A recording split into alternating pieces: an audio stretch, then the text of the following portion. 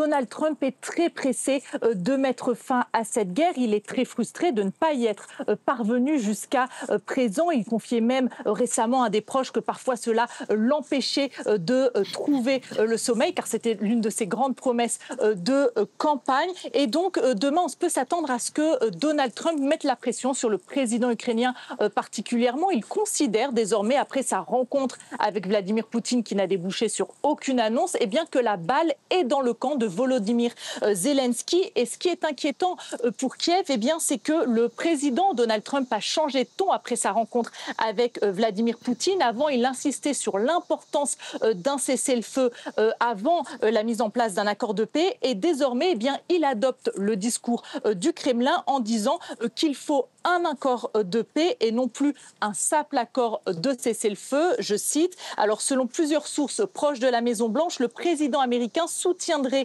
même la proposition de Vladimir Poutine pour que l'Ukraine quitte la région du Donbass pour parvenir à cet accord de paix. Donc cet échange possible de territoire, cette cessation des territoires, ce sera l'une des grandes priorités au menu des discussions. Et puis l'autre grand sujet, ce sera les garanties de sécurité. Donald Trump s'est exprimé désormais en faveur de garanties américaines, mais il refuse que cette garantie s'exprime dans le cadre de l'OTAN.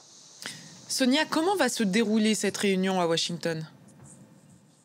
Eh bien, on commence à avoir un petit peu plus de détails sur ce sommet qui va se tenir demain à la Maison-Blanche. A priori, la journée va se dérouler en deux temps.